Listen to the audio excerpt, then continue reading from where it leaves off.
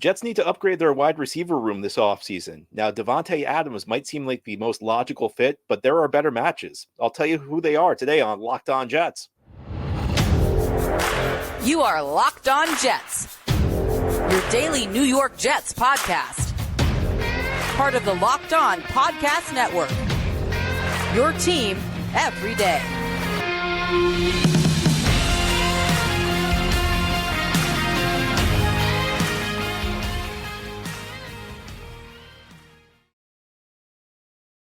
Welcome. This is the Locked On Jets podcast, part of the Locked On Podcast Network, your team every day. It's Friday, January 19th, 2024, and I'm your host, John B. from GanggreenNation.com. Thanking you so much for making the show your first listen or first watch every day. Subscribe to the show for free on YouTube or wherever you get your podcasts so you'll get new episodes as soon as they're posted. If you enjoy the show and are listening on a podcast source, give it a 5-star review. And if you're watching on YouTube and enjoy the show, give this episode a big thumbs up. Helps us out, helps other Jets fans find the show. This episode is brought to you by PrizePicks, the easiest and most exciting way to play daily fantasy sports. Go to prizepicks.com/LockedOnNFL and use code all lowercase LockedOnNFL for a first deposit match of up to $100. Well, it's no secret the Jets need to upgrade their wide receiver room this offseason. Today, we're going to go through the options. Who are the most logical fits for the New York Jets as they try and improve Aaron Rodgers' supporting cast in what will be Rodgers' kind of first, kind of second season with the New York Jets. I don't know how you count the 4 plays, but I think one thing that's clear is that the Jets did not do a very good job with their receiver room last offseason. And I'm going to say it's not like a lot of hindsight was required. If you were studying Allen Lazard through his career, I mean, maybe you weren't expecting it to get this bad, but Allen Lazard, if he's your number 2 receiver, you knew you were in trouble heading into the season based on his past body of work. Randall Cobb, I mean, outside of like the cliche, is always a veteran and he knows what to do. At the time the Jets signed him, it was pretty clear that was not going to be a particularly good signing. Last year they brought in Mecole Hardman, guy who really did not produce much in Kansas City with Andy Reid and Patrick Mahomes. What are the odds he's going to leave Kansas City and do better? Not very high. So the Jets really, after Garrett Wilson, they did not handle the receiver position well. In fact, I think you can make a strong argument that Joe Douglas, while attention is rightly paid to his failures on the offensive line during his tenure, his approach at wide receiver has also not been very good.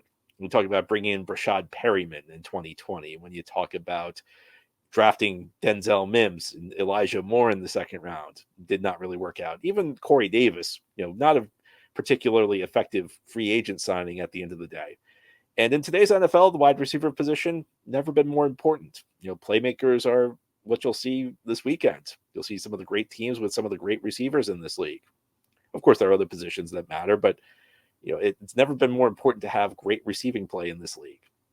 And the Jets have one great receiver and not a whole lot after him. I mean, maybe you're hoping a Jason Brownlee or an Xavier Gibson can develop into a role player, but that's speculative. We don't really know that. And a lot of the top teams in the league, they have more than one go-to guy. Maybe not so much of the teams this weekend, but a lot of teams that have been successful in recent years, they've essentially said, having one number one receiver is not enough. We need more than one number one receiver. And the reason for that is kind of common sense when you think about it. So a couple things, first of all, your number one receiver is typically going to be the top read, the number one read on any given play. He's going to be the primary read your quarterback will make.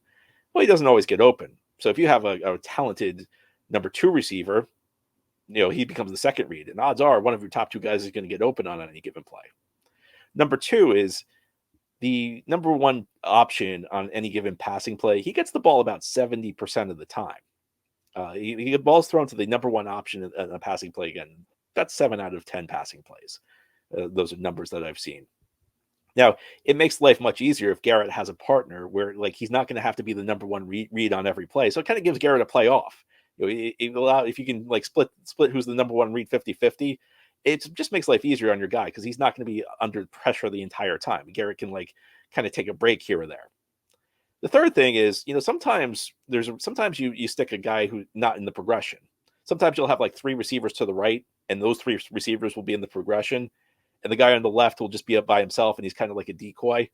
But a quarterback like Aaron Rodgers, at times, who's experienced and savvy, he's going to see the guy on the left, and he'll see, that's a good matchup. I'm going to take a shot, even though he's not in the progression. And when you have a second go-to guy, you can stick him in that role. Garrett could go in that role. And when you have another number one receiver who can handle being the lead guy on the progression on the right side, you can stick Garrett on the left side and see if he can win one-on-one. And Aaron Rodgers is going to take advantage of that. So obviously, it goes without saying the Jets need to upgrade the receiver room. I don't love Joe Douglas's approach. Joe Douglas has kind of been content with what he's had. I would even argue very lackadaisical in his approach to the wide receiver room during his tenure with the New York Jets. He has not really shown any urgency to add a second go-to guy after Garrett Wilson. And I think that needs to change. Now, the name who's constantly coming up, and it's because of his connection with Aaron Rodgers, is Davante Adams. Now, number one, it's not really entirely clear why the Raiders would want to trade Davante Adams. Last year, a lot of early in the year, you heard his name come up semi-frequently, and a lot of that had to do with Josh McDaniels, who has a tendency to run guys off his team, especially big-name guys. So then it made sense. And, heading into last season, Davante Adams was kind of like the trade target I had in mind because of his connection with Aaron Rodgers, but it's a different time now. I remember doing a show where I actually mentioned Davante Adams as a guy who could be like maybe the most logical trade target for the Jets, and at the time, I think that made sense. Now I don't think it does, and a lot of it has to do with the contract. So Davante Adams, his base salary in 2024, $16.9 million, just about. That's more than reasonable for number one receiver.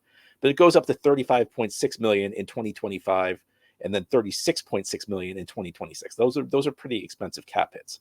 And those 2025, 2026, that's when Davante Adams will be turning 33 and 34. So really, you get these really big cap hits just as he's hitting his mid-30s, and that's when you expect a guy to decline. The other thing to consider with Davante Adams is, look, his numbers in 2023 were down. It was the first season since 2017 where he averaged less than 70 yards per game. It's the first season since 2017 where he averaged less than 83 yards a game. His numbers were down quite a bit. He went from 1,553 yards in 2021 to 1,516 in 2022 to 1,144. Now we know receiving stats are obviously dependent on a lot of other factors like the quarterback, and Adams probably had the worst quarterback he's had in 2023. But when a guy hits his 30s and he posts his worst season, that's kind of a warning sign. You can never just outright dismiss something like that. And, I guess you could argue, well, can't the Jets just trade for Adams for that first year, get him on a 1-year rental?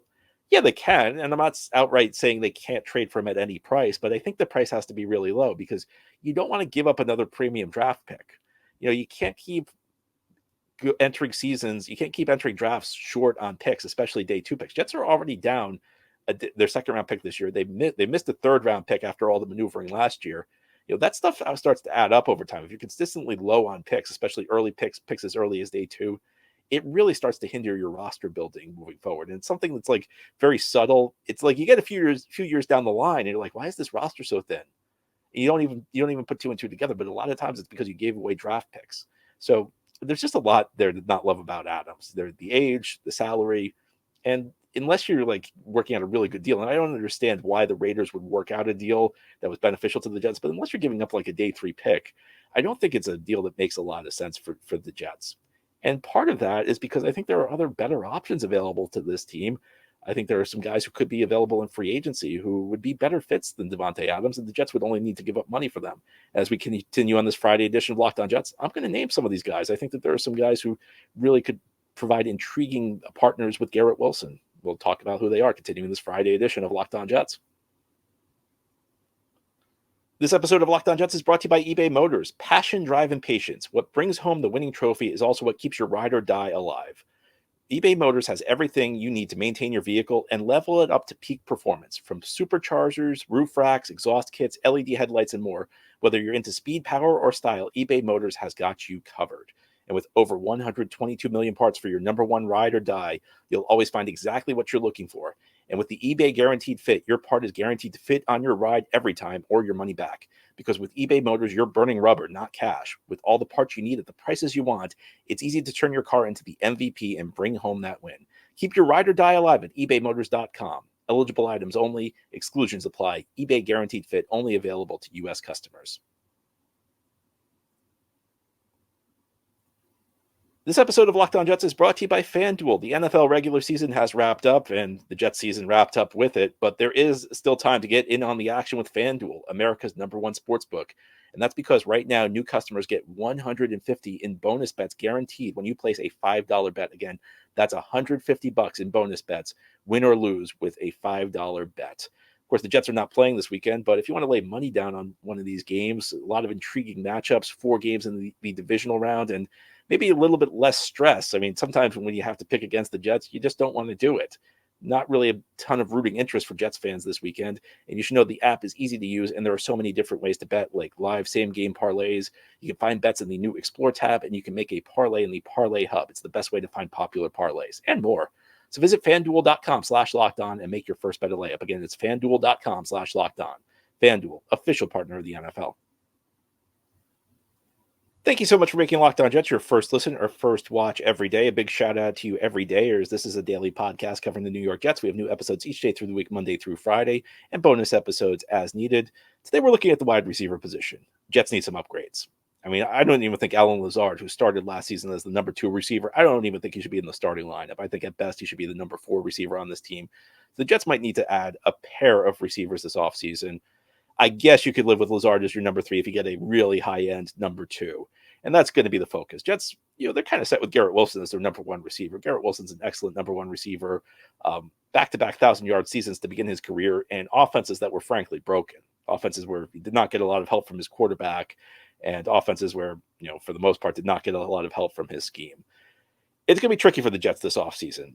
At the moment, Over the Cap has them with only about $6.6 million in cap space. Now they can move some money around. I'm sure some more restructures will come, just as they did last year. Maybe a guy or two like CJ Uzama gets cut to clear out some cap space. But teams can always clear out cap space for priority players. And, I mentioned in the first segment that, Davante Adams, a little old for my tastes. So what I'd like to see the Jets do is focus on guys who are in their mid-20s, because these guys can help Aaron Rodgers next year. But a guy who's entering his prime, they'll be able to help the Jets past Aaron Rodgers being here. You presume at some point in time the Jets are going to draft another quarterback, and you want that quarterback to enter in a good situation. They'll be 2025 or later when that guy takes over, but you want to actually have a team that's built, a team that's ready to play with him. I hear all this talk about how next year you just load up and who cares after that? Well, of course you care after that, because if you're drafting a new quarterback, you don't want the team to be a mess when he arrives. You want the team to be sustainably successful. So you want to be good next year, but you want to be good in the future. Now, the guy I've been talking about a lot, maybe you're tired of hearing about him if you listen every day and are an everydayer, but T. Higgins with the Bengals. I think the Bengals would be irresponsible to let him go. I guess maybe that's the word I'm looking for. Higgins is about as good of a number 2 receiver as exists in the NFL. In fact, he'd be the number 1 receiver on a lot of teams. I think you could even make an argument he'd become the Jets' number 1 receiver, and Garrett would slide into the number 2 role. I mean, I think it would be 1A, 1B. And that's actually a good situation for both of them, because I think in an ideal role, Garrett's he's a number 1, but he's a guy you want a strong number 2 with. You don't want him to have to carry the entire load himself. And Higgins is very much the same way, and almost overqualified as a number 2.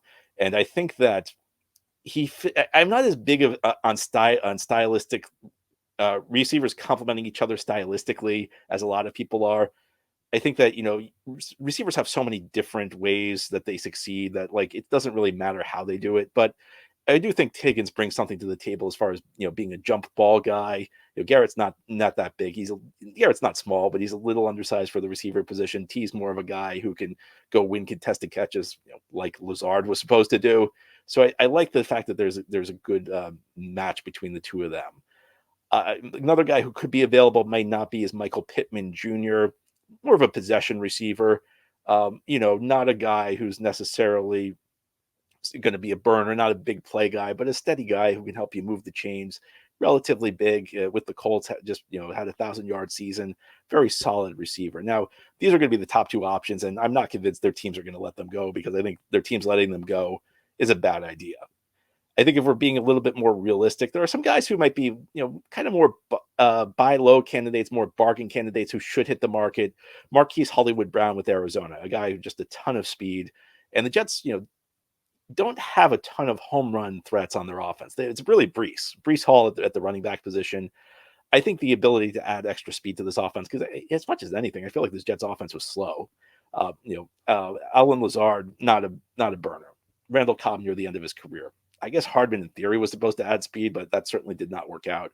And Garrett's fast, But I don't think Garrett hasn't really shown himself to be a guy who can, take a deep pass. He's not really a vertical threat who's going to challenge a defense on like a 50-yard deep ball. So Brown can do that. He's also a guy who's kind of dynamic with the ball in his hands, guy who can, make plays in the open field. Again, somebody who may not have quite lived up to his hype as a first round pick, a guy who's small, but a guy who brings a certain element to the table. And that's an element the Jets are lacking. And the last guy who I kind of have my eye on is with the Bears, Darnell Mooney. And he kind of had, he's flashed at points in his career and then kind of gone downhill since then. But another guy who could be a good buy low candidate, bring speed to the table, a guy who would be an upgrade. And I guess like one of the benefits of the Jets wide receiver position right now is that, and this is funny because during the season it's awful, but during the season it's so bad that practically anybody would be an upgrade. And you say that's not a good thing to be, but in the offseason, that's almost a benefit because almost anybody you bring in is going to be better than what the Jets had, at least at wide receiver 2, wide receiver 3, wide receiver 4. So plenty of options available who could fit what the Jets are looking for. And then there are your more moderate options. The guy who comes to mind is Tyler Boyd, who's number 3 receiver with the Bengals, who's getting a little bit older, maybe showing some signs of decline. I don't love him, but I think he'll be a relatively moderately priced option in free agency. These are the guys I'd focus on. I would not want to go to guys who are older, like a Mike Evans. I don't think Mike Evans would be that interested anyway because he's a legend with Tampa Bay, and Tampa Bay's in the playoffs. They're in the final 8 playing this weekend, so I don't even know how interested he'd be in leaving Tampa Bay. I'm not sure how interested they'd be in letting him walk. I would also stay away from Odell Beckham Jr. I mean, we saw the Jets almost sign him last year, and to be honest with you, it feels like they were kind of able to avoid a mistake because Baltimore gave him a bad contract. I think you got to stick young. If you don't stick young, then maybe Tyler Boyd's an option, but I'd like to see the Jets stick with guys in their mid-20s. And I think that's the way you build around Garrett. And it's the way you can make sure Aaron Rodgers has success next year, but you can make sure the team continues to have success going forward. And of course, there's another mechanism the Jets can use. And it's a guy, they could bring in somebody who will be here much longer, and that's through the draft. And the 10th overall, maybe there are a couple of guys out there who are intriguing prospects. 2 come to mind for me in particular, one who played at the University of Washington, the other who played at LSU. I'll tell you who they are and what they might bring to the table as we continue on this Friday edition of the Locked On Jets podcast. This episode of Locked On Jets is brought to you by PrizePicks. PrizePicks is the largest daily fantasy sports platform in North America. It's the easiest and most exciting way to play DFS. It's just you against the numbers. Instead of battling thousands of other players, including pros and sharks, you pick more or less than on 2 to 6 player stat projections and watch the winnings roll in. Want to play alongside some of PrizePicks' favorite players like rapper Meek Hill and comedian Andrew Schultz? Well, you can now find community plays under the promos tab of the app to view entries from some of the biggest names in the PrizePicks community each week. And you should know that PrizePicks offers a reboot policy so that your entries stay in play even if one of your players gets injured.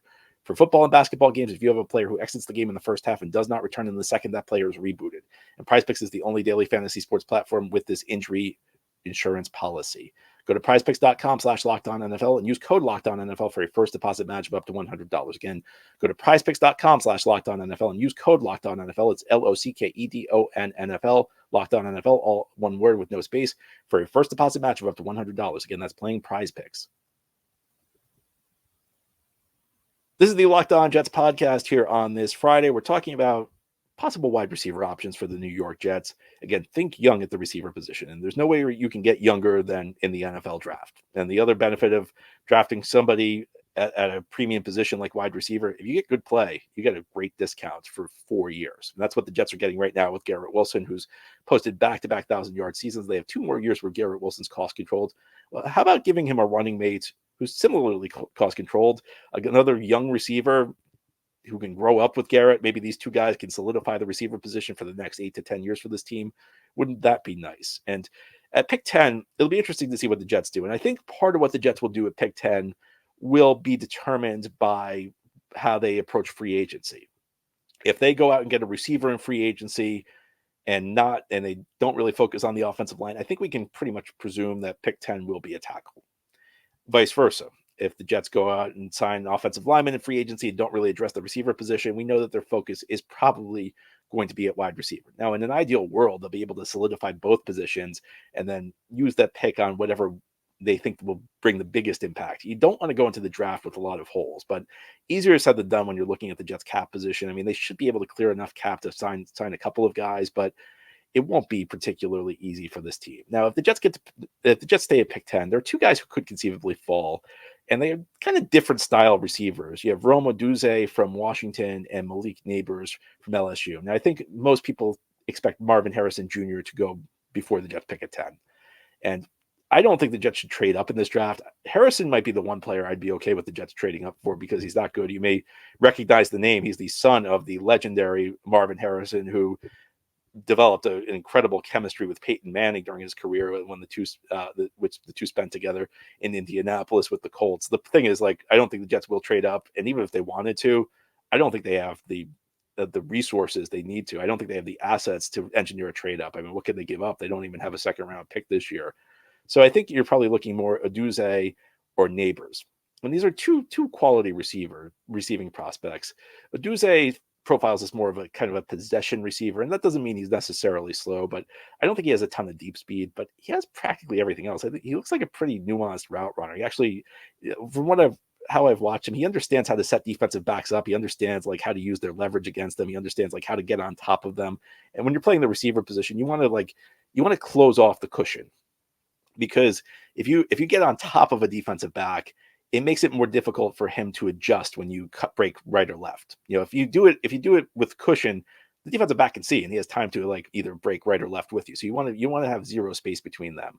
And Odunze shows like a good set of stems. He also shows a lot of good footwork at the line of scrimmage when teams try and press against him. I think he's good in contested catch situations, and he's pretty smooth out of his breaks. He's for a guy who isn't necessarily like somebody who has a lot of long speed. He's pretty good out of his breaks, and he's kind of tough to bring down. So in some ways, and I don't care as much about like how much you compliment Garrett Wilson. I just want a lot of quality, because good receivers come in all shapes and sizes. They have all sorts of different styles. I like that. But I like what Odunze brings to the table. Malik Neighbors, another really intriguing prospect. Now, if you're not familiar with him, he's more of a burner. He's more of a guy who's a home run threat. He's a guy who I think you should be able to scheme touches for. He's very explosive with the ball in his hands, but he's also shown some good deep speed. He's shown, again, another guy who's very crisp when he makes his cuts left and right. I think he runs kind of a limited route tree at LSU, but his route running ability looks really solid. And he's more of a home run threat. He's a guy, maybe the Jets need a little bit more speed. I just mentioned that when I suggested perhaps Hollywood Brown. The Jets, outside of Brees, there's not really a guy in there. I would say, as much as I love Garrett, and Garrett brings a lot to the table, maybe the Jets could use a little bit more juice, a little bit more home run ability, a little bit more big play ability. Well, Malik Neighbors might be able to give you that. And it's difficult to say. It's still very early in the process. I'm giving you some preliminary thoughts on these guys. If they're both available, who would I like? I think I might lean towards Neighbors right now because of that, that home run ability. But I think, at least at this early stage, from what I've seen of these two guys, and I've watched a couple of games of them, they look like intriguing options. I've seen a couple of mock drafts that suggest the Jets might get one of these guys. So I decided, let's pop on some film. Let's see what these guys bring to the table. Let's see whether I like them as much as the mock draft suggests I should. And I think that they're both quality prospects, at least at this early stage. And if I think that the Jets should be looking to load this receiving group up. I think one of the mistakes Joe Douglas has made is that it's almost like he's decided we have enough talent there through the years. It's like we have Garrett Wilson, we don't need to add an extra premium receiver. Well, the other option would be sign a high-end receiver and draft somebody. Load up the Jets receiving position with strength. Let's not act like we're above having too much talent at the receiver position. The teams a lot of the teams that win, not all of them, so a lot of the teams this weekend, have built their clubs in other ways, but you want to score in the NFL. You want to have so much talent that you overwhelm the opposition. You want your number 2 guy and your number 3 guy to create mismatches. And listen, you can't stop building up the receiver position. So maybe that's the answer. Well, a lot of it depends on how the rest of the offseason goes. It depends on how the Jets prioritize a lot of other options, but I think that there are lots of quality options available to the New York Jets. It's about making the right choices and hopefully in having a little bit of luck that the right guy is available to you. Anyway, that's all for today's episode. This has been the Locked On Jets podcast, part of the Locked On Podcast Network. Your team every day is our motto. As always, if you enjoyed the show, hit the subscribe button where you're watching or listening so that you'll never miss an episode. If you enjoyed the show or listening on a podcast source, give it a 5-star review. And if you're enjoying the show watching on YouTube, give this episode a big thumbs up. It helps us out, helps other Jets fans find Locked On Jets. Enjoy your weekend, everybody. We'll be back on Monday to talk more Jets.